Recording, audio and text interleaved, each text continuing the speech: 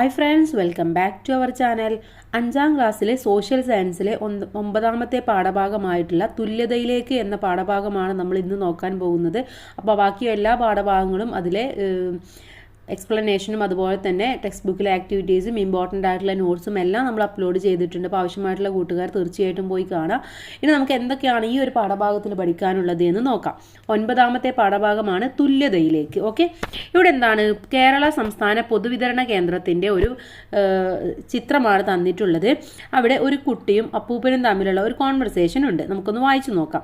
മുത്തച്ഛ, എന്തുകൊണ്ടാണ് ഓരോരുത്തരുടെയും കയ്യിൽ വ്യത്യസ്ത നിറത്തിലുള്ള കാർഡുകൾ? നമുക്കറിയാം റേഷൻ കാർഡുകൾ ഇപ്പോൾ ഓരോ നിറങ്ങളിലാണ് അല്ലേ. അപ്പോൾ അതെന്തുകൊണ്ടാണെന്നാണ് ആ കുട്ടി ചോദിക്കുന്നത്. അപ്പം മുത്തച്ഛൻ പറയുന്നത് ഓരോ കുടുംബത്തിൻ്റെയും വരുമാനം വ്യത്യസ്തമായതുകൊണ്ടാണ് വ്യത്യസ്ത നിറത്തിലുള്ള കാർഡുകൾ ഉപയോഗിക്കുന്നത്. അപ്പോൾ അതിൻ്റെ അടിസ്ഥാനത്തിലാണ് ഓരോരുത്തർക്കും മഞ്ഞ കാർഡും റോസ് കാർഡും നീല കാർഡൊക്കെ ആയി മാറിയത്. ഇവിടെ ഓരോ കുടുംബത്തിൻ്റെയും വരുമാനം വ്യത്യസ്തമായിരിക്കുന്നത് എന്തുകൊണ്ടാണെന്നാണ് കുട്ടി ചോദിക്കുന്നത്. എന്തുകൊണ്ടായിരിക്കും? അതിന് ഒരുപാട് കാരണങ്ങളുണ്ട് അല്ലേ. നമ്മൾ ഒരുപാട് ജോലികളെ കുറിച്ചിട്ടൊക്കെ പറഞ്ഞിട്ടുണ്ടായിരുന്നു. അപ്പോൾ അതിൻ്റെ അടിസ്ഥാനത്തിലാണ് ഓരോ കുടുംബത്തിൻ്റെയും വരുമാനം വ്യത്യസ്തമാകുന്നത്. എല്ലാവർക്കും ഒരേ രീതിയിലുള്ള ജോലിയോ അല്ലെങ്കിൽ എല്ലാവർക്കും ഒരേ രീതിയിലുള്ള എന്താ പറയുക സമ്പത്തോ കാര്യങ്ങളോ അല്ല ഉള്ളത്. അതുകൊണ്ടാണ് ഓരോരുത്തർക്കും ഓരോ വരുമാനം ലഭിക്കുന്നത്. ഇനി കുടുംബങ്ങൾ തമ്മിലുള്ള വരുമാന വ്യത്യാസങ്ങൾക്കുള്ള കാരണങ്ങൾ എന്തെല്ലാമാണെന്നാണ് ആദ്യം ചോദിച്ചിട്ടുള്ളത്. എന്തൊക്കെയാണ്? നമുക്കറിയാം വ്യത്യസ്ത തരത്തിലുള്ള ജോലികളിൽ ഏർപ്പെടുന്നത് കൊണ്ട്, അതുപോലെ തന്നെ വരുമാനം വ്യത്യസ്തമായതുകൊണ്ട്, കൃഷി ഭൂമിയുള്ളത് കൊണ്ട്, വിദ്യാഭ്യാസ യോഗ്യത വ്യത്യസ്തമായതുകൊണ്ട്, അങ്ങനെ ഒരുപാട് കാരണങ്ങളാണ് ഉള്ളത്. പീലിയുടെ ഗ്രാമത്തിൽ നിന്ന് തിരിച്ചെത്തിയ നീനുവിൻ്റെയും വിക്കിയുടെയും ചിന്തകൾ ശ്രദ്ധിക്കൂ. നമ്മൾ ആദ്യം പഠിച്ചിട്ടുള്ള പാഠഭാഗമാണല്ലേ പീലിയുടെ ഗ്രാമം എന്നുള്ളത്. അപ്പോൾ അതിൽ നമുക്കറിയാം നീനുവിനെയും വിക്കിയെയും ഒക്കെ നമ്മൾ പരിചയപ്പെട്ടിട്ടുണ്ടായിരുന്നു. അപ്പോൾ അവരുടെ ചിന്തകളാണ് താഴെ തന്നിട്ടുള്ളത്. ഇവിടെ എന്താണ് നീനു ആലോചിക്കുന്നത്? എല്ലായിടത്തും പോകാനാകുമോ എന്ന ആശങ്കയോടുകൂടിയാണ് ഞാൻ കൂട്ടുകാർക്കൊപ്പം പീലിയുടെ ഗ്രാമത്തിലേക്ക് പോയത്. പീലിയും അമ്മയും അച്ഛനും അവരുടെ ഗ്രാമവും നിറഞ്ഞ സന്തോഷത്തോടെയാണ് ഞങ്ങളെ സ്വാഗതം ചെയ്തത്. ഗ്രാമത്തിലെ കാഴ്ചകളെല്ലാം എന്ത് രസമായിരുന്നു. പീലിയുടെ അച്ഛൻ കൃഷി ചെയ്തുണ്ടാക്കുന്ന സാധനങ്ങളാണ് അവരുടെ ഭക്ഷണത്തിനായി ഉപയോഗിക്കുന്നത്. നാട്ടിലെത്തുമ്പോൾ കഴിക്കുന്ന ഭക്ഷണത്തിന്റെ സ്വാദുണ്ടായിരുന്നു അതിന്. പാട്ടത്തിന് നൽകിയിരിക്കുന്ന ഞങ്ങളുടെ കൃഷിഭൂമിയിൽ ഇനി മുതൽ സ്വന്തമായി കൃഷി ചെയ്യണമെന്ന് വീട്ടിൽ പറയണം. ഈ സർക്കാർ ക്വാർട്ടേഴ്സിൽ നിന്നും നാട്ടിലേക്ക് താമസം മാറിയാൽ ഗ്രാമത്തിലെ സന്തോഷം കൂടി എനിക്ക് ആസ്വദിക്കാമായിരുന്നു. അച്ഛനും അമ്മയ്ക്കും അവിടെ നിന്നും ഓഫീസിലേക്ക് പോകാമല്ലോ. ഇതൊക്കെയാണ് നീനുവിൻ്റെ ചിന്തകൾ എന്ന് പറയുന്നത്. ഇനി വിക്കി ചിന്തിച്ചിട്ടുണ്ടായിരുന്നത് നഗരത്തിലെ സൗകര്യങ്ങൾ ഒന്നുമില്ലാതെ എങ്ങനെ ഒരു ദിവസം കഴിച്ചുകൂട്ടുമെന്ന ചിന്തയോടുകൂടിയാണ് ഞാൻ പീലിയുടെ ഗ്രാമത്തിലേക്ക് പോയത്. റേഞ്ചും വൈഫൈയും ഒന്നുമില്ലാത്ത പീലിയുടെ ഗ്രാമത്തിലെ ഉല്ലാസങ്ങൾ ഞാനും ആസ്വദിച്ചു. അവിടെ നിന്നും മടങ്ങുമ്പോൾ നഗരജീവിതം മാത്രം രസകരമാണെന്ന എൻ്റെ ധാരണ പൂർണ്ണമായും മാറി. അവിടുത്തെ ഭക്ഷണത്തിന്റെ സ്വാദും ഇവിടുത്തെ പാക്കറ്റ് ഭക്ഷണത്തിന്റെ സ്വാദും വ്യത്യസ്തമാണ്. നഗരത്തിലെ അപ്പാർട്ട്മെന്റിൽ ബിസിനസ്സുകാരായ അച്ഛനമ്മമാർക്കൊപ്പം തിരക്കിട്ട ജീവിതമാണ് ഞങ്ങളുടേത്. സർക്കാർ സർവീസിൽ നിന്ന് വിരമിച്ച ശേഷം മുത്തച്ഛൻ കൂടി ഇവിടേക്ക് വന്നപ്പോൾ എനിക്കത് ആശ്വാസമായി. ഇതാണ് വിക്കി ചിന്തിക്കുന്നത്. അപ്പോൾ നീനുവും വിക്കിയും ചിന്തിക്കുന്നത് രണ്ടുപേരും രണ്ട് വ്യത്യസ്ത തരത്തിലാണ് ചിന്തിക്കുന്നത് അല്ലേ. അപ്പോൾ എന്തായാലും രണ്ടുപേർക്കും പീലിയുടെ ഗ്രാമം ഇഷ്ടമായെന്ന് നമുക്ക് മനസ്സിലായി. രണ്ട് കൂട്ടുകാരുടെയും ചിന്തകളുടെ വിശദീകരണം ശ്രദ്ധിച്ചുവല്ലോ. ഇവരുടെ കുടുംബങ്ങളുടെ വരുമാന സ്രോതസ്സുകളെ പറ്റി പറയുന്നില്ലേ.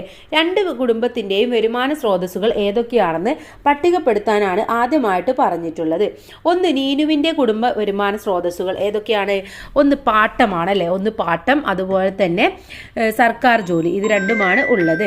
ഇനി അടുത്തത് വിക്കിയുടെ കുടുംബ വരുമാന സ്രോതസ്സുകൾ എന്തൊക്കെയാണ്? ബിസിനസ്, സർക്കാർ സർവീസ്, പെൻഷൻ. അപ്പോൾ ഇത് രണ്ടുമാണ് വിക്കിയുടെ കുടുംബ വരുമാന സ്രോതസ് എന്ന് പറയുന്നത്. ഇനി രണ്ടു കുടുംബത്തിൻ്റെയും മാസ വരുമാനത്തിൻ്റെ ഏകദേശം കണക്കാണ് ചുവടെ പട്ടികയിൽ നൽകിയിരിക്കുന്നത്. ഇവിടെ വിക്കിയുടെ കുടുംബത്തിൻ്റെ മാസ വരുമാനം ഏകദേശമാണ് തന്നിട്ടുള്ളത്. എത്രയാണ്? 3 ലക്ഷം 50 ലക്ഷം അല്ലേ. 3 ലക്ഷത്തിനും 5 ലക്ഷത്തിനും ഇടയിലാണ്. നീനുവിൻ്റേതാണെങ്കിൽ 1 ലക്ഷത്തിനും 3 ലക്ഷത്തിനും ഇടയിലാണ്. രണ്ട് കുടുംബത്തിൻ്റെയും വരുമാനം ഒരുപോലെയാണോ? ആണോ? അല്ല അല്ലേ. രണ്ട് കുടുംബത്തിൻ്റെയും വ്യത്യാസമാണ്. ഒരു പഞ്ചായത്തിലെ വിവിധ കുടുംബങ്ങളുടെ ഏകദേശ മാസ വരുമാന കണക്കാണ് പട്ടികയിൽ നൽകിയിരിക്കുന്നത്. പട്ടിക നിരീക്ഷിച്ച് ഏറ്റവും ഉയർന്ന വരുമാനമുള്ള കുടുംബവും ഏറ്റവും താഴ്ന്ന വരുമാനമുള്ള കുടുംബവും ഏതാണെന്ന് എഴുതാൻ എഴുതാനാണ് പറഞ്ഞിട്ടുള്ളത്. അപ്പോൾ ഇവിടെ ABCDEFG എന്നിങ്ങനെ എന്താണ് കുറച്ച് കുടുംബങ്ങൾ തന്നിട്ടുണ്ട്. അതിൽ മാസ വരുമാനത്തിൻ്റെ കണക്കും തന്നിട്ടുണ്ട്. ഇതിൽ ഏറ്റവും ഉയർന്ന മാസ വരുമാനമുള്ളത് ഏതാണ്? A ആണ്. ഏറ്റവും താഴ്ന്ന വരുമാനമുള്ളത് G ആണ്. ഓക്കെ, അപ്പോൾ ഏറ്റവും ഉയർന്ന വരുമാനം എക്കും ഏറ്റവും താഴ്ന്ന വരുമാനം ജിക്കുമാണ്. ഇനി കുടുംബ വരുമാന വ്യത്യാസത്തിന്റെ കാരണങ്ങൾ എന്തൊക്കെയാണെന്ന് തന്നിട്ടുണ്ട്. ഒന്ന് തൊഴിലിൽ നിന്നുള്ള വരുമാനത്തിന്റെ വ്യത്യാസമാണ്, മറ്റൊന്ന് വരുമാന സ്രോതസ്സുകളുടെ വ്യത്യാസമാണ്. ഇത് രണ്ടുമാണ് കുടുംബ വരുമാന വ്യത്യാസത്തിന്റെ കാരണങ്ങൾ എന്ന് പറയുന്നത്. ഇനി തൊഴിലിൽ നിന്നുള്ള വരുമാനത്തിന്റെ വ്യത്യാസം എങ്ങനെയൊക്കെയാണെന്നാണ് താഴെ തന്നിട്ടുള്ളത്. ഇവിടെ കുറച്ച് ജോലികളാണ് തന്നിട്ടുള്ളത് അല്ലേ. മുകളിൽ നൽകിയിരിക്കുന്ന ചിത്രങ്ങളിൽ വിവിധ വ്യക്തികൾ ഏർപ്പെട്ടിരിക്കുന്ന തൊഴിലുകൾ ഏതെല്ലാമാണെന്നാണ് ചോദിച്ചിട്ടുള്ളത്. ഏതൊക്കെയാണ്? 1 അധ്യാപനമാണ്, 2 നിർമ്മാണ പ്രവർത്തനമാണ്, 3 ചുമട്ട് തൊഴിലാണ്, 4 കച്ചവടമാണ്. ഒന്നുകൂടെ പറയാം: അധ്യാപനം, നിർമ്മാണ പ്രവർത്തനം, ചുമട്ട് തൊഴിൽ, കച്ചവടം. വിവിധ തൊഴിലുകളിൽ ഏർപ്പെട്ടിരിക്കുന്നവർക്ക് ഒരേ വരുമാനമാണോ ലഭിക്കുക? അധ്യാപനത്തിനും കച്ചവടത്തിനും അല്ലെങ്കിൽ ചുമട്ടു തൊഴിലാളിക്ക് ലഭിക്കുന്ന വരുമാനം എന്ന് പറയുന്നത് തുല്യമാണോ? അല്ല, ഓരോന്നിനും വ്യത്യസ്തമായിരിക്കും അല്ലേ. ചെയ്യുന്ന ജോലിക്കനുസരിച്ചിട്ടാണ് വരുമാനം എന്ന് പറയുന്നത്. തൊഴിലിന്റെ സ്വഭാവം അനുസരിച്ച് അതിൽ നിന്നും കിട്ടുന്ന വരുമാനവും വ്യത്യസ്തമായിരിക്കും. ഇനി വരുമാന സ്രോതസ്സുകളുടെ വ്യത്യാസം എങ്ങനെയാണെന്നാണ് അടുത്തതായിട്ട് നോക്കാൻ പോകുന്നത്. വരുമാന സ്രോതസ്സുകളിൽ ഉണ്ടാകുന്ന വ്യത്യാസം കുടുംബ വരുമാനം വ്യത്യാസപ്പെടുന്നതിന്റെ പ്രധാന കാരണമാണ് അല്ലേ. ഇപ്പോൾ ഒരു കുടുംബത്തിൽ എല്ലാവരും ഡോക്ടർമാരാണ്, അല്ലെങ്കിൽ എല്ലാവരും ഒരേ രീതിയിലുള്ള ജോലിയാണെങ്കിൽ അവർക്കെല്ലാം ഒരേ രീതിയിലുള്ള വരുമാനമായിരിക്കും. ഇപ്പോൾ ഒരാൾ കച്ചവടമാണ് ചെയ്യുന്നത്, ഒരാൾ ചുമട്ട് തൊഴിലാളിയാണെങ്കിൽ 2 പേർക്കും കിട്ടുന്ന വരുമാനം എന്ന് പറയുന്നത് വ്യത്യസ്തമായിരിക്കും. അതുകൊണ്ട് തന്നെ അത് കുടുംബ വരുമാനത്തെയും ബാധിക്കുന്നതാണ്. ഇനി ബാങ്ക് നിക്ഷേപം, ഓഹരി നിക്ഷേപം, ആസ്തികൾ എന്നിവ വിവിധ വരുമാന സ്രോതസ്സുകളാണ്. വരുമാന സ്രോതസ്സിലുള്ള വ്യത്യാസം അനുസരിച്ച് വരുമാനത്തിലും വ്യത്യാസമുണ്ടാകും. ഉയർന്ന വരുമാനമുള്ളവർക്ക് കൂടുതൽ ആവശ്യങ്ങൾ നിറവേറ്റാൻ കഴിയുന്നു. എന്നാൽ താഴ്ന്ന വരുമാനമുള്ളവർക്ക് അവരുടെ അടിസ്ഥാന ആവശ്യങ്ങൾ പോലും പല അവസരങ്ങളിലും നിറവേറ്റാൻ സാധിക്കാതെ വരുന്നു. അത് രണ്ടുപേരുടെയും കിട്ടുന്ന വരുമാനത്തിനനുസരിച്ചിട്ടാണ്. ഇനി വരുമാനത്തിന്റെ ലഭ്യതയുടെ അടിസ്ഥാനത്തിൽ കുടുംബങ്ങളെ 3 ആയിട്ട് തരംതിരിക്കുന്നുണ്ട്. ഒന്ന് ഉയർന്ന വരുമാനമുള്ള കുടുംബങ്ങളെ, മറ്റൊന്ന് ഇടത്തരം വരുമാനമുള്ള കുടുംബങ്ങളെ, മറ്റൊന്ന് താഴ്ന്ന വരുമാനമുള്ള കുടുംബങ്ങൾ. അങ്ങനെ 3 തരത്തിലാണ് തിരിക്കുന്നത്. നിങ്ങളുടെ കുടുംബത്തിന്റെ ആവശ്യങ്ങൾ നിറവേറ്റുന്നതിൽ കുടുംബ വരുമാനം എത്രത്തോളം സ്വാധീനം ചെലുത്തുന്നുവെന്ന് നിങ്ങളുടെ പാരൻസുമായിട്ട് ചർച്ച ചെയ്യാൻ പറഞ്ഞിട്ടുണ്ട്. ഇനി തൊഴിലിൽ നിന്നും മറ്റു വരുമാന സ്രോതസ്സുകളിൽ നിന്നും ലഭിക്കുന്ന വരുമാനത്തിൽ വ്യത്യാസമുള്ളതായി നിങ്ങൾ ശ്രദ്ധിച്ചില്ലേ? തൊഴിലിലും വരുമാനത്തിലുമുള്ള അസമത്വം സമൂഹത്തിൽ സാമ്പത്തിക അസമത്വത്തിന് കാരണമാകുന്നു. ഒരു സമൂഹത്തിലെ വിഭവങ്ങൾ തുല്യമല്ലാത്ത രീതിയിൽ വിതരണം ചെയ്യുമ്പോഴാണ് അസമത്വം ഉണ്ടാകുന്നത്. അപ്പോൾ എങ്ങനെയാണ് സമൂഹത്തിൽ അസമത്വം ഉണ്ടാകുന്നത്? ഒന്ന് എന്ന് പറയുന്നത് എന്താണ്? തുല്യമായ രീതിയിൽ വിതരണം ചെയ്യാത്തത് കൊണ്ട്. മറ്റൊന്ന് ഇത്തരത്തിലുള്ള വരുമാനത്തിലുള്ള വ്യത്യാസം ഉണ്ടാകുന്നത് കൊണ്ട്. ഇനി എന്താണ് സാമ്പത്തിക അസമത്വം എന്നാണ് അവിടെ കൊടുത്തിട്ടുള്ളത്. സാമ്പത്തിക അസമത്വം എന്നത് ഒരു സമൂഹത്തിലെ വ്യക്തികൾ അല്ലെങ്കിൽ സംഘങ്ങൾക്കിടയിൽ സമ്പത്ത്, വരുമാനം അല്ലെങ്കിൽ വിഭവങ്ങൾ എന്നിവയുടെ അസമമായ വിതരണത്തെ സൂചിപ്പിക്കുന്നു. ഇത് പലപ്പോഴും അവസരങ്ങൾ, വിദ്യാഭ്യാസം, തൊഴിൽ, ആരോഗ്യ സംരക്ഷണം, രാഷ്ട്രീയ അധികാരം എന്നിവയിലേക്കുള്ള പ്രാപ്യതയിലേക്ക് അസമത്വത്തിലേക്ക് നയിക്കുന്നു.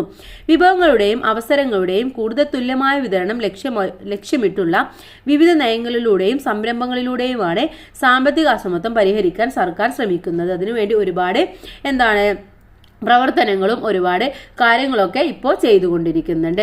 ഇനി സാമ്പത്തിക അസമത്വം മാത്രമാണോ സമൂഹത്തിൽ കാണുന്നത്? ആണോ? ഒരു സമൂഹത്തിൽ ഒരുപാട് പ്രശ്നങ്ങളുണ്ട് അല്ലെ. അതിൽ ഈ ഒരു സാമ്പത്തിക അസമത്വം മാത്രമാണോ? അല്ല. വേറെയും ഒരുപാട് പ്രശ്നങ്ങളുണ്ട്. അടുത്തതായിട്ട് മിശ്ര ഭോജനത്തെ കുറിച്ചിട്ടാണ് പറയുന്നത്. ജീവൻ നിലനിർത്തുന്നതിന് അനിവാര്യമായ ആഹാരം കഴിക്കുന്ന കാര്യത്തിൽ നിലനിന്നിരുന്ന വിവേചനം അവസാനിപ്പിക്കുന്നതിന് വേണ്ടിയുള്ള നിരവധി സമരങ്ങൾ 19-ാം നൂറ്റാണ്ടിൽ ആരംഭം മുതൽ കേരളത്തിൽ നടക്കുന്നുണ്ടായിരുന്നു.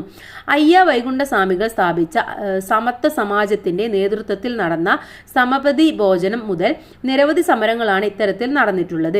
ഇതിൽ ഏറ്റവും ശ്രദ്ധേയമായ ഒന്നാണ് 1917 മെയ് 29 എറണാകുളം ജില്ലയിലെ ചെറായിൽ സഹോദരൻ പത്രത്തിന്റെ പത്രാധിപരായ കെ അയ്യപ്പൻ സംഘടിപ്പിച്ച മിശ്ര ഭോജനം എന്ന് പറയുന്നത്. ഇതു കാരണം അദ്ദേഹത്തിന് കൊടിയ മർദ്ദനവും ഭീഷണിയും നേരിടേണ്ടി വന്നു. വിവേചനത്തിനെതിരായ സമരത്തിലെ ഒരു നിർണായക സംഭവമായിരുന്നു ഈ ഒരു സംഭവം എന്ന് പറയുന്നത്. അപ്പോൾ നമുക്കിതിൽ നിന്നും മനസ്സിലായി സാമ്പത്തികമായിട്ടുള്ള അസമത്വം മാത്രമല്ല ഉള്ളത്, അല്ലാതെയും ഒരുപാട് പ്രശ്നങ്ങൾ നമ്മുടെ സമൂഹത്തിൽ നിലനിൽക്കുന്നുണ്ടെന്ന് നമ്മൾ മനസ്സിലാക്കി അല്ലേ. ഇനി മേൽമുണ്ട് സമരമാണ് അടുത്തതെന്ന് പറയുന്നത്. വസ്ത്രധാരണാവകാശത്തിനു വേണ്ടി തെക്കൻ തിരുവിതാംകൂറിലെ സ്ത്രീകൾ 19-ാം നൂറ്റാണ്ടിന്റെ ആദ്യം മുതൽ നടത്തി വന്ന സമരമാണ് മേൽമുണ്ട് സമരം എന്ന് പറയുന്നത്. ദീർഘകാലത്തെ സമരത്തിനു ശേഷം ജാതിമത വ്യത്യാസമില്ലാതെ എല്ലാവർക്കും ഇഷ്ടപ്പെട്ട വസ്ത്രം ധരിക്കാനുള്ള അവകാശം നൽകിക്കൊണ്ട് തിരുവിതാംകൂർ സർക്കാർ വിളംബരം പ്രസിദ്ധപ്പെടുത്തി. എങ്കിലും ജാത്യാചാരത്തിന്റെ പേരിൽ പിന്നീടും ഇഷ്ടപ്പെട്ട വസ്ത്രം ധരിക്കാൻ പലർക്കും കഴിഞ്ഞിരുന്നില്ല. അപ്പൊ അത് സമൂഹത്തിലെ മറ്റൊരു പ്രശ്നമായിരുന്നു. ഇനി അടുത്തത് അയ്യങ്കാളി പഞ്ചമി സ്മാരക വിദ്യാലയമാണ്. ജാതിമത വ്യത്യാസമില്ലാതെ എല്ലാ വിഭാഗം വിദ്യാർത്ഥികൾക്കും 4-ാം ക്ലാസ് വരെ വിദ്യാഭ്യാസം തിരുവിതാംകൂർ സർക്കാർ സൗജന്യമായി നൽകിയിരുന്നു. എന്നിട്ടും മേൽജാതിക്കാർ എന്ന് കരുതപ്പെട്ടിരുന്ന വിഭാഗത്തിലെ സ്കൂൾ അധികൃതർ കീഴ്ജാതിക്കാർ എന്ന് കരുതപ്പെട്ടിരുന്ന വിഭാഗത്തിലെ കുട്ടികൾക്ക് പ്രവേശനം നൽകിയിരുന്നില്ല. ഇതിൽ പ്രതിഷേധിച്ചാണ് സർക്കാർ ഉത്തരവ് നടപ്പിലാക്കണമെന്നാവശ്യപ്പെട്ടുകൊണ്ട് പഞ്ചമി എന്ന പേരുള്ള ദളിത് ബാലികയുടെ കൈയും പിടിച്ച് ഊരാട്ടമ്പലം സ്കൂളിൽ ചെന്ന് പ്രവേശനം നൽകാൻ അയ്യങ്കാളി ആവശ്യപ്പെട്ടത്. പഞ്ചമിക്ക് പ്രവേശനം നൽകാൻ അധികാരികൾ നിർബന്ധിതരായെങ്കിലും അന്ന് രാത്രി തന്നെ മേൽജാതിക്കാർ സ്കൂളിന് തീയിട്ടു. കത്തിക്കരിഞ്ഞ ബെഞ്ചിന്റെ മറ്റു ഉപകരണങ്ങളുടെയും അവശേഷിപ്പുകൾ സ്കൂൾ മ്യൂസിയത്തിൽ സൂക്ഷിച്ചിട്ടുണ്ട്. ആ സ്കൂളിനാണ് അയ്യങ്കാളി പഞ്ചമി സ്മാരക സ്കൂൾ എന്ന് പേര് നൽകിയിട്ടുള്ളത്. അപ്പൊ ഇതും സമൂഹത്തിലെ മറ്റൊരു പ്രശ്നമാണ് നമുക്ക് പറയാം. ഏതൊക്കെ തരത്തിലുള്ള അസമത്വങ്ങളാണ് ഇവിടെ പ്രതിപാദിച്ചിട്ടുള്ളത്? ഏതൊക്കെയായിരുന്നു? ജാതി, മതം, വർഗം, ലിംഗ പദവി ഇതൊക്കെ അടിസ്ഥാനമാക്കിയാണ് ഒരുപാട് പ്രശ്നങ്ങൾ ഇവിടെ പറഞ്ഞിട്ടുള്ളത്. ഇവിടെ സാമ്പത്തിക അസമത്വം, ഒരുമിച്ചിരുന്ന് ഭക്ഷണം കഴിക്കുന്നതിനുള്ള അവസരമില്ലായ്മ, വസ്ത്രധാരണത്തിലെ അസമത്വം, വിദ്യാഭ്യാസ നിഷേധം, സാമൂഹിക അസമത്വം, ജാതി വിവേചനം ഇതൊക്കെയാണ് ഇവിടെ പ്രതിപാദിച്ചിട്ടുള്ളത്. ഇനി സാമൂഹികമായി എല്ലാ വിഭാഗങ്ങളും തുല്യരല്ലാത്ത അവസ്ഥയാണ് സാമൂഹിക അസമത്വം എന്ന് പറയുന്നത്. അപ്പോൾ നമ്മൾ സാമ്പത്തിക അസമത്വം എന്താണെന്ന് മനസ്സിലാക്കി. ഇനി സാമൂഹിക അസമത്വം എന്താണെന്നാണ് ഇവിടെ പറയുന്നത്. പദവി, അവകാശങ്ങൾ, അവസരങ്ങൾ എന്നിവയിൽ തുല്യമല്ലാത്ത അവസ്ഥ സാമൂഹിക അസമത്വം സൃഷ്ടിക്കുകയാണ് ചെയ്യുന്നത്. അഥവാ സമൂഹത്തിൽ എല്ലാ രീതിയിലുമുള്ള സമത്വം നിലനിൽക്കുമ്പോൾ മാത്രമേ ആ സമൂഹം നല്ല രീതിയിൽ വളരുകയുള്ളൂ. ഇവിടെ എന്താണ്? അത്തരം ഇല്ലാത്തൊരവസ്ഥയാണ് നമ്മൾ സാമൂഹിക അസമത്വം എന്ന് പറയുന്നത്. ഇവിടെ സാമൂഹിക അസമത്വം എന്നത് ഒരു സമൂഹത്തിനുള്ളിലെ വിഭവങ്ങളെ, അവസരങ്ങളെ, പദവികളെ എന്നിവയുടെ അസമമായ വിതരണത്തെ സൂചിപ്പിക്കുന്നു. വരുമാനത്തിലെ അസമത്വം, സമ്പത്തിലെ അസമത്വം, വിദ്യാഭ്യാസത്തിനും ആരോഗ്യ പരിപാലനത്തിനും അവസരമില്ലായ്മ, വംശം, ജാതി, ലിംഗ പദവി എന്നിവയെ അടിസ്ഥാനമാക്കിയുള്ള വിവേചനം, രാഷ്ട്രീയ സാമൂഹിക സ്ഥാപനങ്ങളിലെ അസമമായ പ്രാതിനിധ്യം എന്നിങ്ങനെ വിവിധ രൂപങ്ങളിൽ സാമൂഹിക അസമത്വം പ്രകടമാകുന്നു. സാമൂഹിക അസമത്വത്തെ ഉന്മൂലനം ചെയ്യുന്നതിനായി സമൂഹത്തിലെ എല്ലാ അംഗങ്ങൾക്കും തുല്യത, നീതി, തുല്യ അവസരങ്ങൾ എന്നിവ ലക്ഷ്യമിട്ടുള്ള നയങ്ങൾ സർക്കാർ രൂപീകരിക്കുകയും ചെയ്യുന്നുണ്ട്. ഇനി എന്തുകൊണ്ടാണ് ചില സാമൂഹിക വിഭാഗങ്ങൾക്ക് വിവേചനം നേരിടേണ്ടി വന്നത്? സമാനമായ സാഹചര്യങ്ങൾ സമൂഹത്തിൽ നിലനിൽക്കുന്നുണ്ടോ എന്ന് ചർച്ച ചെയ്യാനാണ് പറഞ്ഞിട്ടുള്ളത്. ഇന്ന് സമൂഹത്തിൽ ഇത്തരത്തിലുള്ള ഒരുപാട് വിവേചനങ്ങൾ നിലനിൽക്കുന്നുണ്ട് എന്ന് തന്നെ നമുക്ക് പറയാൻ വേണ്ടി സാധിക്കും. ഇത് അനുഭവിക്കേണ്ടി വരുന്നത് എന്താണ്? അവരുടെ ആ ഒരു സാഹചര്യങ്ങൾക്കനുസരിച്ചിട്ടാണ്. ഒന്നുകിൽ അവർ കീഴ്ജാതിക്കാരായിരിക്കും, അല്ലെങ്കിൽ സമ്പത്ത് കുറഞ്ഞവരായിരിക്കും, അല്ലെങ്കിൽ പദവി കുറഞ്ഞവരായിരിക്കും. ഇത്തരം പ്രശ്നങ്ങൾ വരുമ്പോഴാണ് ഇത്തരത്തിലുള്ള ഒരു വിവേചനം നമുക്ക് സമൂഹത്തിൽ നിന്ന് നേരിടേണ്ടി വരുന്നത്. സാമൂഹിക അസമത്വത്തിനിടയാക്കുന്ന കാരണങ്ങളും അവയെ സ്വാധീനിക്കുന്ന ഘടകങ്ങളും എന്തൊക്കെയാണെന്ന് പരിശോധിക്കാം. ഒന്നാമത്തെ കാരണം എന്ന് പറയുന്നത് സാമ്പത്തിക അസമത്വമാണ്. അതിനെ സ്വാധീനിക്കുന്ന ഘടകങ്ങളെ ഒന്ന് വരുമാനത്തിലെ വ്യത്യാസം, അതുപോലെ തന്നെ തൊഴിലില്ലായ്മ, വിഭവങ്ങളുടെ ലഭ്യതക്കുറവ്, കൂലി ശമ്പളത്തിലെ വ്യത്യാസം ഇതൊക്കെയാണ് സാമ്പത്തിക അസമത്വം നേരിടേണ്ടി വരാനുള്ള കാരണങ്ങൾ. ഇനി വിദ്യാഭ്യാസ അസമത്വമാണ്. ഇതിന്റെ കാരണം എന്ന് പറയുന്നത് ഗുണനിലവാരമുള്ള വിദ്യാഭ്യാസത്തിന്റെ അഭാവം, പരിമിതമായ വിദ്യാഭ്യാസ അവസരങ്ങളെ ഇത് രണ്ടുമാണ്. അടുത്തത് സാമൂഹിക ഘടനകൾക്കുള്ളിലെ അസമത്വമാണ്. ജാതി, മതം, വംശം, ലിംഗപദവി, ഭിന്നശേഷി എന്നിവ അടിസ്ഥാനമാക്കിയുള്ള വിവേചനമാണ്. മറ്റൊന്ന് സാമൂഹിക വഴക്കങ്ങൾ സൃഷ്ടിക്കുന്ന അസമത്വവുമാണ്. ഇനി ഭൂമിശാസ്ത്രപരമായ അസമാനതകളാണ്. ഒന്ന് ഗ്രാമനഗര വ്യത്യാസം, ഗ്രാമങ്ങളിൽ താമസിക്കുന്നവർക്കും നഗരങ്ങളിൽ താമസിക്കുന്നവർക്കുമുള്ള ഒരു അന്തരം ഉണ്ടായിരിക്കും. മറ്റൊന്ന് വിഭവങ്ങളുടെ ലഭ്യത കുറവാണ്. അടുത്തത് ചരിത്രപരമായ ഘടകങ്ങളാണ്. കോളനിവൽക്കരണം, അടിമത്തം, അടിച്ചമർത്തലുകൾ തുടങ്ങിയവയൊക്കെയാണ്. ഇനി സാമൂഹിക അസമത്വത്തിന്റെ കാരണങ്ങളും അവയെ സ്വാധീനിക്കുന്ന ഘടകങ്ങളും ക്ലാസ്സിൽ ചർച്ച ചെയ്ത് കുറിപ്പ് തയ്യാറാക്കാൻ വേണ്ടി പറയുന്നുണ്ട്. അപ്പോൾ ഈ കാര്യങ്ങളൊക്കെ വെച്ചുകൊണ്ട് നിങ്ങൾക്ക് ഒരു ചെറിയ പാരഗ്രാഫ് ആക്കി എഴുതിയാൽ മതി. ഇനി ശാന്തി 5ാം ക്ലാസ്സിലാണ് പഠിക്കുന്നത്. അവൾക്ക് അച്ഛനും അമ്മയും ചേച്ചിയും അനുജനുമുണ്ട്. തീരദേശ പ്രദേശത്ത് താമസിക്കുന്ന അവർ കടലാക്രമണം രൂക്ഷമാകുമ്പോൾ ഭീതിയോടെയാണ് കഴിയുന്നത്. കെട്ടുറപ്പുള്ള വീടില്ലാത്തതാണ് അവർ നേരിടുന്ന ഏറ്റവും വലിയ പ്രശ്നം. ആകാശും കുടുംബവും മലയോര മേഖലയിലാണ് താമസിക്കുന്നത്. വാഹന സൗകര്യമില്ലാത്തതിനാൽ ആകാശിനും സഹോദരിമാർക്കും സ്കൂളിൽ പോകുന്നതിന് പ്രയാസമാണ്. മുകളിൽ കൊടുത്തിരിക്കുന്ന 2 സാഹചര്യങ്ങളും ശ്രദ്ധിക്കൂ. അവർ നേരിടുന്ന പ്രശ്നങ്ങൾ എന്തൊക്കെയാണ്? ഒന്ന്, ശാന്തയുടെ കെട്ടുറപ്പുള്ള വീടില്ലാത്തതിനാൽ കടലാക്രമണം രൂക്ഷമാകുമ്പോൾ അവർ ഭീതിയിലാകുന്നത്. മറ്റൊന്ന്, ആകാശിന്റെ കുടുംബം മലയോര പ്രദേശത്താണ്. അവിടെ വാഹനമില്ലാത്തതിനാൽ സ്കൂളിൽ പോകാൻ പ്രയാസം അനുഭവിക്കുന്നത്. ഈ 2 പ്രശ്നങ്ങളുമാണ് അവർ നേരിടുന്നത്. ഇനി ഇവയെല്ലാം പരിഹരിക്കേണ്ടതല്ലേ? ശാന്തിയുടെയും ആകാശിന്റെയും പ്രശ്നങ്ങൾ പരിഹരിക്കുന്നതോടൊപ്പം സാമൂഹിക അസമത്വം നേരിടുന്ന എല്ലാ ജനവിഭാഗങ്ങളുടെയും പ്രശ്നങ്ങളും പരിഹരിക്കേണ്ടതുണ്ട്. അങ്ങനെ തന്നെയാണല്ലേ? ഇനി എല്ലാ ജനവിഭാഗങ്ങളുടെയും അടിസ്ഥാന ആവശ്യങ്ങൾ നിറവേറ്റപ്പെടുമ്പോഴാണ് സാമൂഹിക പുരോഗതി സാധ്യമാകുന്നത്. അതിനുള്ള സൗകര്യങ്ങളും സാഹചര്യങ്ങളും സൃഷ്ടിക്കേണ്ടതുണ്ട്. സാമൂഹിക അസമത്വത്തെ അഭിസംബോധന ചെയ്യുന്നതിന് സമഗ്രമായ നയ പരിഷ്കരണങ്ങൾ ആവശ്യമാണ്. ഇതിനായി വിദ്യാഭ്യാസ സംരംഭങ്ങൾ, സാമൂഹിക നീതിക്കും തുല്യാവകാശങ്ങൾക്കും വേണ്ടിയുള്ള പദ്ധതികൾ എന്നിവ സർക്കാർ ആവിഷ്കരിച്ച് നടപ്പിലാക്കി വരുന്നു. അപ്പൊ ഇന്നെന്താണ് ഇതിനൊക്കെ എതിരായിട്ട് ഒരുപാട് പദ്ധതികളും കാര്യങ്ങളൊക്കെ സർക്കാർ ആവിഷ്കരിക്കുകയും നടപ്പിലാക്കി വരികയും ചെയ്യുന്നുണ്ട്. ഇനിയൊക്കെ ഒരു പരിധിവരെ ഇതൊക്കെ ഇല്ലാതാക്കാൻ വേണ്ടി നമുക്ക് സാധിക്കുന്നതാണ്. ഇനി അടുത്തത്, സാമൂഹിക സാമ്പത്തിക അസമത്വം പരിഹരിക്കുന്നതിനുള്ള സർക്കാർ ഇടപെടലുകൾ എന്തൊക്കെയാണെന്നാണ് അടുത്തതായിട്ട് നമ്മൾ നോക്കാൻ പോകുന്നത്. എന്താണ്? അസമത്വം നേരിടുന്ന ജനവിഭാഗങ്ങളുടെ ഉന്നമനത്തിന് വേണ്ടി സർക്കാർ വിവിധ പദ്ധതികൾ നടപ്പിലാക്കി വരുന്നു.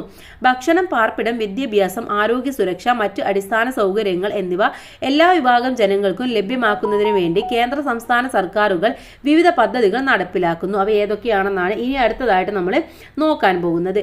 ഒന്ന്, ക്ഷേമ പെൻഷനുകളാണ്. സാമൂഹിക സാമ്പത്തിക പിന്നോക്കാവസ്ഥ നേരിടുന്ന ജനവിഭാഗങ്ങൾക്കും ദുർബല വിഭാഗങ്ങൾക്കും സാമ്പത്തിക സഹായം നൽകുന്നതിന് ലക്ഷ്യമിട്ടുള്ള സാമൂഹിക സുരക്ഷാ പദ്ധതികളാണ് ക്ഷേമ പെൻഷനുകൾ. ഇത് മുതിർന്ന പൗരര്, ഭിന്നശേഷിക്കാര്, വിധവകള്, 50 വയസ്സിന് മുകളിലുള്ള അവിവാഹിതരായ സ്ത്രീകള്, കർഷക തൊഴിലാളികള് മുതലായവരാണ് ക്ഷേമ പെൻഷനുകളുടെ പ്രധാന ഗുണഭോക്താക്കൾ എന്ന് പറയുന്നത്. ഇനി സർക്കാർ നടപ്പിലാക്കുന്ന വിവിധ ക്ഷേമ പെൻഷനുകൾ ഏതൊക്കെയാണ്? ഒന്ന്, കർഷക തൊഴിലാളി പെൻഷൻ. മറ്റൊന്ന്, വാർദ്ധക്യകാല പെൻഷന്. ഇനി എന്തൊക്കെയാണ്? ഡിസബിലിറ്റി പെൻഷന്, ദേശീയ വിധവ പെൻഷന്. അപ്പോൾ ഇവിടെ എഴുതേണ്ടത് നിങ്ങൾ ഡിസബിലിറ്റി പെൻഷന്, ദേശീയ വിധവ പെൻഷന്, ഇത് രണ്ടും നടപ്പിലാക്കുന്നുണ്ട്.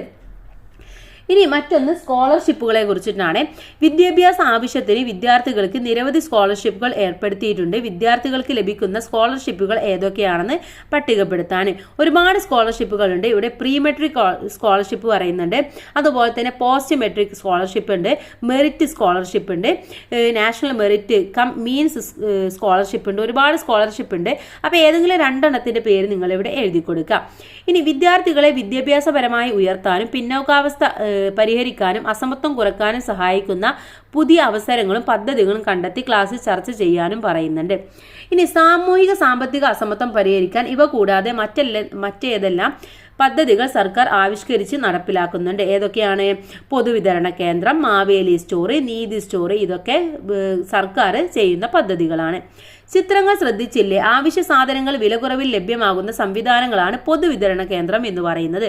മാവേലി സ്റ്റോറി, നീതി സ്റ്റോറി എന്നിവ സർക്കാർ നൽകുന്ന സബ്സിഡിയോടെ ഈ കേന്ദ്രങ്ങളിൽ നിന്ന് വിലക്കുറവിൽ നമുക്ക് സാധനങ്ങൾ ലഭ്യമാകുന്നുണ്ട്. അടുത്തത്, എന്താണ് സബ്സിഡി എന്നാണ് പറയുന്നത്. വ്യക്തികൾക്കോ സ്ഥാപനങ്ങൾക്കോ മാനദണ്ഡങ്ങൾക്കനുസരിച്ച് സർക്കാർ നൽകുന്ന സാമ്പത്തിക ആനുകൂല്യമോ പിന്തുണയോ ആണ് സബ്സിഡി എന്ന് പറയുന്നത്. നേരിട്ടോ അല്ലാതെയോ സബ്സിഡി നൽകാം. പണമായി നൽകുന്ന പിന്തുണ നേരിട്ടിട്ടുള്ള സബ്സിഡിയെ സൂചിപ്പിക്കുന്നു. നികുതി നിരക്ക് കുറക്കുക, വായ്പകൾ കുറഞ്ഞ പലിശ ഈടാക്കുക എന്നിവ പരോക്ഷ സബ്സിഡിയിൽ പെടുന്നു. ഇനി ദാരിദ്ര്യ ലഘൂകരണത്തിനും സാമൂഹിക അസമത്വം കുറയ്ക്കുന്നതിനുമായി നിരവധി പദ്ധതികളും പരിപാടികളും കേന്ദ്ര സംസ്ഥാന സർക്കാരുകളും തദ്ദേശ സ്വയംഭരണ സ്ഥാപനങ്ങളും നടപ്പിലാക്കി വരുന്നുണ്ട്. അവയിൽ ചിലതാണ്. ഒന്ന്, മഹാത്മാഗാന്ധി ദേശീയ ഗ്രാമീണ തൊഴിലുറപ്പ് പദ്ധതി എന്ന് പറയുന്നത് നമ്മുടെ ഭാഗങ്ങളിലൊക്കെ ഉണ്ട്. ഗ്രാമീണ മേഖലകളിൽ അധിവസിക്കുന്ന ഏതൊരു കുടുംബത്തിനും ഒരു സാമ്പത്തിക വർഷം 100 ദിവസത്തിൽ കുറയാത്ത അവിദഗ്ധ കായിക തൊഴിൽ ഈ പദ്ധതിയിലൂടെ ഉറപ്പാക്കുന്നു. 18 വയസ്സിന് മുകളിലുള്ള വ്യക്തികളാണ് ഇതിന്റെ ഗുണഭോക്താക്കൾ എന്ന് പറയുന്നത്.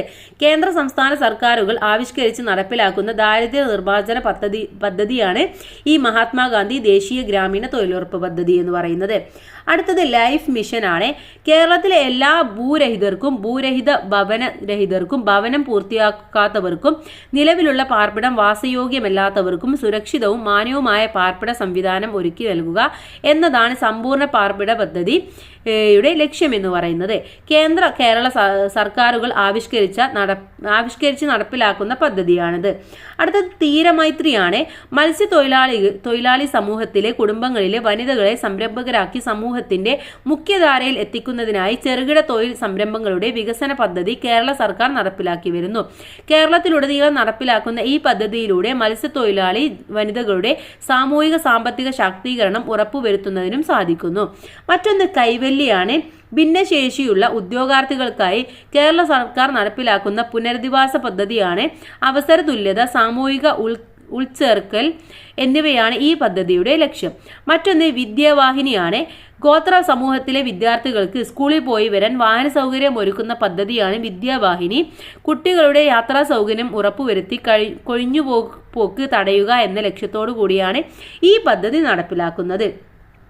ഇനി മറ്റൊന്നാണ് ജനനി ജന്മരക്ഷ, പ്രതിപാതീരം, ഗോത്രബന്ധു. ഇതൊക്കെ എന്താണെന്ന് നിങ്ങളൊന്ന് വായിച്ചു മനസ്സിലാക്കുക.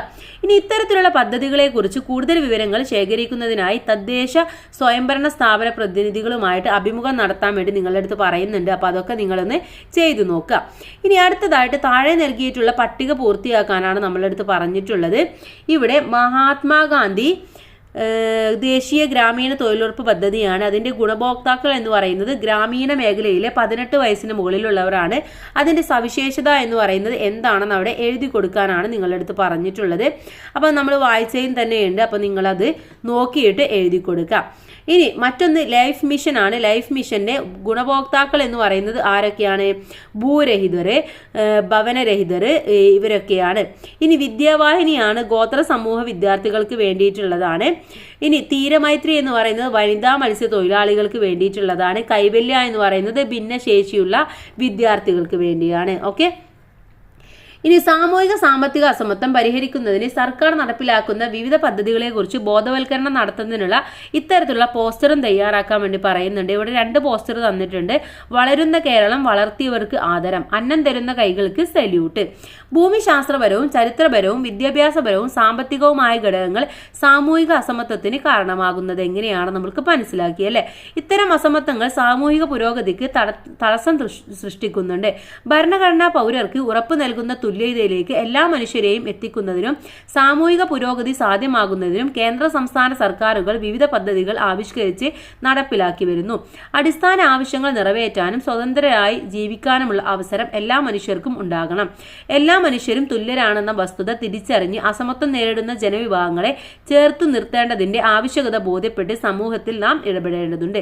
അപ്പോൾ നമ്മുടെ സമൂഹത്തിൽ ഇത്തരത്തിൽ ഒരുപാട് അസമത്വങ്ങൾ അനുഭവിക്കുന്നവരെ നമ്മൾ മനസ്സിലാക്കുകയും അവരുടെ ഒപ്പം നമ്മൾ നിൽക്കുകയും അവർക്ക് ആവശ്യമായിട്ടുള്ള കാര്യങ്ങളൊക്കെ ചെയ്തു കൊടുക്കാനുമാണ് നമ്മൾ ശ്രമിക്കേണ്ടത്.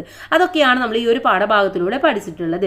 ഇനി ഇതിലെ തുടർ പ്രവർത്തനങ്ങളാണ്. അതൊക്കെ കൂട്ടുകാർ ചെയ്തു നോക്കുക. ഇനി അടുത്ത പാഠം എന്ന് പറയുന്നത് 10ാമത്തെ പാഠമാണ്. വിണ്ണിലെ വിസ്മയങ്ങളും മണ്ണിലെ വിശേഷങ്ങളുമാണ്. അത് നമുക്ക് അടുത്ത വീഡിയോയിൽ ഡിസ്കസ് ചെയ്യാം. അപ്പോൾ എല്ലാ കൂട്ടുകാർക്കും താങ്ക്സ്. അതുപോലെ തന്നെ ഈ പാഠത്തിൻ്റെ ഇമ്പോർട്ടൻ്റ് ആയിട്ടുള്ള നോട്ട്സ് നമ്മൾ ഉടൻ തന്നെ അപ്ലോഡ് ചെയ്യുന്നുണ്ട്. അപ്പോൾ എല്ലാ കൂട്ടുകാരും അതും കൂടെ പോയി കാണാം. ബാക്കിയുള്ള സബ്ജക്റ്റുകളും അപ്ലോഡ് ചെയ്തിട്ടുണ്ട്. അപ്പോൾ എല്ലാവർക്കും താങ്ക്സ് ഫോർ വാച്ചിങ്.